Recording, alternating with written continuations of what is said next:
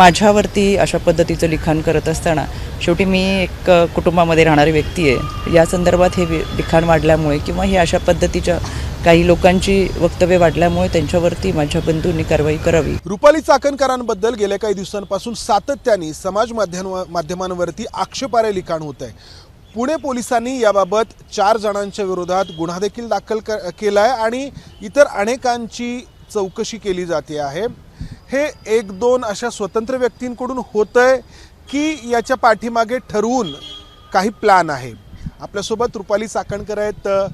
4 जणांच्या विरोधात गुन्हा दाखल झाला आहे, तुमच्या बंधूंनी तक्रार दिली आहे. तर काय वाटतंय तुम्हाला, हे कशामुळे होतंय, कोण करतंय हे सगळं? मी गेली 18-19 वर्ष राजकारणात आहे. सुरुवातीच्या कालावधीमध्ये अशा काही पोस्ट कॉमेंट होत नव्हत्या, पण हल्ली फार मोठ्या प्रमाणावरती अश्लील पोस्ट कॉमेंट केली जातात आणि ह्या लोकांना असं वाटतं की आम्ही कॉमेंट केली, पोस्ट केली की आपल्यावरती काही कोणी कारवाई करणार नाही आणि त्याच्यामुळे त्यांचं धाडस वाढत जातं. मला असं वाटतं समाजामध्ये फार मोठ्या प्रमाणातली ही विकृती आहे आणि केवळ माझेच विषय नाही. आमच्या आयोगाकडे येणाऱ्या तक्रारीमध्ये महिला मोठ्या प्रमाणात तक्रारी करतात. डीपफेक असेल, असे अकाउंट्स असतील ज्याच्यावरती महिलांवरती लिखाण केलं जातं, फोटो मॉर्फिंग केली जातात, त्यांची बदनामी केली जाते, त्यांचे कॉन्टॅक्ट नंबर देऊन ते सोशल मीडियावरती व्हायरल केली जातात आणि खाली अश्लील भाषेमध्ये टीका टिप्पणी केली जाते. तर हे आळा घालण्यासाठी आम्ही सातत्याने प्रयत्न करत असतो. पण माझ्या पोस्टवरती किंवा माझ्यावरती अशा पद्धतीचं लिखाण करत असताना शेवटी मी एक कुटुंबामध्ये राहणारी व्यक्ती आहे. या संदर्भात हे लिखाण वाढल्यामुळे किंवा ही अशा पद्धतीच्या काही लोकांची वक्तव्य वाढल्यामुळे त्यांच्यावरती माझ्या बंधूंनी कारवाई करावी अशा पद्धतीची पोलिसांकडे तक्रार केली. पण हेच मोठं विशेष आहे की तुम्ही राज्य महिला आयोगाच्या अध्यक्ष आहात. महिला तुमच्याकडे त्यांच्या तक्रारी घेऊन येतात, मात्र तुमच्यावरतीच अशा प्रकारच्या अश्लील भाषेमध्ये कमेंट होत आहेत आणि तुम्हाला तुमच्या बंधूंमार्फत पोलिसांकडे तक्रार द्यावी लागते. तर माझा प्रश्न तोच होता की हे का होतं आहे, कोण आहे याच्या पाठीमागं? याच्यामध्ये माझ्या बंधूंमार्फत तक्रार असं नाही. यापूर्वी आमच्याकडे ज्या तक्रारी किंवा अशा पद्धतीची विधानं केली गेली त्याबाबतच्या तक्रारी पोलिसांकडे दाखल केलेत किंवा पोलिसांना आम्ही कळवल्यानंतर त्यांनी कारवाई केली, पण कधी आपण पब्लिश केले नाही. कारण की आपण विचार करतो की एकदा समज दिल्यानंतर किंवा पुढे आपण सांगितल्यानंतर ती त्याच्यात सुधारणा करतील आणि आज ज्या कारवाई होतात त्याच्यामध्ये या व्यक्तींना असं वाटतं, या विकृत व्यक्तींना असं वाटतं की आम्ही जरी काही बोललो, आम्ही काही पोस्ट केली, आम्ही काही कॉमेंट केले तर आमच्यावर कारवाई करू नये, हे राजकारणी लोक आहे, आम्हाला यांना बोलायचा अधिकार आहे. असं होणार नाही. कारण की एक महिला म्हणून जर टार्गेट करत असतात तर हे खपून घेतलं जाणार नाही. माझ्या माध्यमातून सुद्धा मी महाराष्ट्रातल्या महिला भगिनींना सांगू इच्छिते की अशा पद्धती जर कोणी पोस्ट करत असेल, कॉमेंट करत असेल तर आपण कारवाईसाठी पुढे या, आपण तक्रार नोंदवा.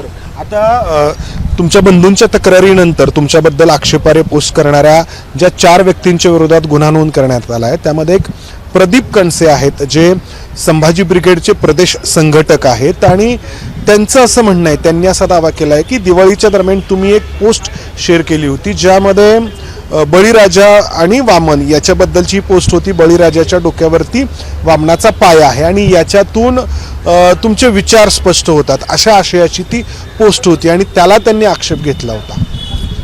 आक्षेप घेण्याबद्दल माझं काहीच नाही आहे. आम्ही काही राजकारणात नवीन नाही. इतक्या वर्षामध्ये काम करत असताना विचारांची लढाई आम्ही विचारांनी लढतोय, तत्वाची लढाई तत्वांनी लढतोय. माझ्यावरती ज्यावेळेस ही पोस्ट केली गेली त्याच्या खाली ज्या कॉमेंट केल्या गेल्या त्या अतिशय अश्लील होत्या आणि त्या एकमेकांना प्रोत्साहन देणारं होत्या. त्यातल्या काही व्यक्तींना मी फोनसुद्धा केला. फोन केल्यानंतर त्यांनी माफी मागितली आणि पोस्ट डिलीट केली. जर तुमचे अश्लील विधान नव्हतं, पोस्ट अश्लाघ्य नव्हतं तर तुम्ही डिलीट कशा केलं? बरोबर. त्याच्यामुळे मी आजही सांगते, विचारांनी लढा, विचारांची लढाई आम्ही तत्वांनी लढा, तत्वाची लढाई तत्वांनी लढू. पण एखाद्या महिलेच्या बाबत इतक्या खालच्या पातळीला जाऊन जर टीका करत असेल तर ती कोणाचीही सहन केली जाणार नाही. हे भाषा जी आहे ती नेहमी सभ्यच हवी, सुसंस्कृतच हवी.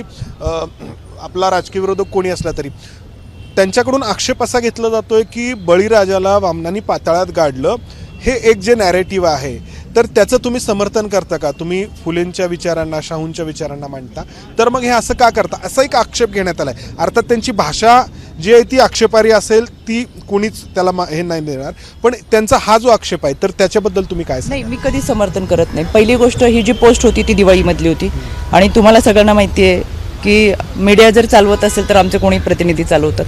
त्याच्यामुळे ही जी पोस्ट माझ्या अकाउंटला होती ती ही संध्याकाळपर्यंत मला माहित नाही, ती दिवाळीच्या दिवशीच्या दरम्यानची पोस्ट. टीम कडून कोणाकडून तरी ती पोस्ट झाली होती. आणि त्यांनी ते टीमला सांगितलं असतं तरी ते त्यांच्याच ग्रुपमधले टीम मेंबर आहेत माझ्याकडे. विशेष म्हणजे त्यांनी सांगितलं असतं तरी ती केली असती. त्याच्यामध्ये विशेष असं काही नाही आहे. चुकलं तर ते दुरुस्त करता येतं, त्याच्यात विशेष काहीच नाही आहे. माझं ऑब्जेक्शन, माझ्यासारख्या पोस्ट अनेकांच्या होत्या, अनेक आमदारांच्या होत्या, माझ्या पोस्ट सारख्या सेम पोस्ट होत्या. माझं त्याला ऑब्जेक्शनच नाही आहे. चुकीचं ते चुकीचंच आहे. त्याच्याबद्दलचं माझं आजपर्यंत बळीराजाच्या डोक्यावरती वामनाचा पाय ही पोस्ट तुम्हाला मान्य नाही. मान्य चुकीचंच असतं. त्याच्यामध्ये माझ्या जरी सोशल मीडिया चालवणाऱ्यांना सांगितलं असतं तर त्यांनी ते डिलीट केलं असतं किंवा त्याची दुरुस्ती केली असती. पोस्ट इमेज आम्ही तयार करत नाही किंवा ती त्या दिवाळीच्या गडबडीमध्ये असेल, आम्ही फॅमिली बरोबर होते किंवा तितका वेळ मिळतो इतकं काय पाहणं शक्य होत नाही. निश्चितच त्याच्यामध्ये ते डिलीट केलं गेलं ताई, माझा पहिल्यापासून प्रश्न तोच आहे की हे करतंय कोण, याच्या पाठीमागं कोण आहे. तुमचे जुने सहकारी अगदी काल परवापर्यंत जे होते ते आहेत त्याच्या पाठीमागे. मला शंका आली म्हणून. मला असं वाटतं हे सगळं पोलिसांचं काम आहे. पोलीस त्यांचं काम करतात, आपण त्यांना त्यांचं काम करून देऊयात. आम्ही फक्त माझ्यावरती अश्लील टीका टिप्पणी करणाऱ्या, पोस्ट करणाऱ्यावर कारवाई करा अशा पद्धतीने पोलिसांना माझ्या बंधूंनी तक्रार दिली आणि पोलिसांनी हे सगळं गुन्हे नोंद केलेले आहेत. त्याच्यामुळे पोलीस गुन्हे नोंद करताना त्यांच्या कायद्याच्या चौकटीतूनच करतील. त्याच्यामुळे मला असं वाटत नाही, पोलिसांनी त्यांचं काम चांगल्या पद्धतीने करतील आणि ते करून द्यावं. आणि मी परत सांगते, महिलांवरती जर अशा पद्धतीने अश्लील टीका टिप्पणी कोणी करणार असेल तर त्याची गय केली जाणार नाही. पोस्टबद्दल माझं कधी ऑब्जेक्शन नाही. जे चुकीचं आहे ते मला चुकीचं मान्य आहे, पण त्याच्या खाली ज्या कमेंट करत राहिलेत त्या ठरवून अश्लील खालच्या पातळीवर केलेत, ज्या मी फोन केल्यानंतर डिलीट केल्या गेल्या. धन्यवाद. तर रुपाली चाकणकरांचं म्हणणं आहे की त्यांच्याबद्दल ज्या अश्लील भाषेमध्ये कमेंट करण्यात आल्या त्या कमेंटबद्दल त्यांना आक्षेप आहे आणि जी विचारांची लढाई आहे ती अर्थातच विचारांनी लढली जावी. मात्र गेल्या काही दिवसांपासून रुपाली चाकणकर राजकीय भूमिका घेऊन सातत्याने आपल्याला ज्या दिसत आहेत, तर तेही एक कारण आहे का या कमेंटच्या किंवा पोस्टच्या पाठीमागे. कॅमेरामन राजेश बिडकर, मंदार गोंजारी, एबीपी माझा, पुणे. एबीपी माझा, उघडा डोळे बघा नीट.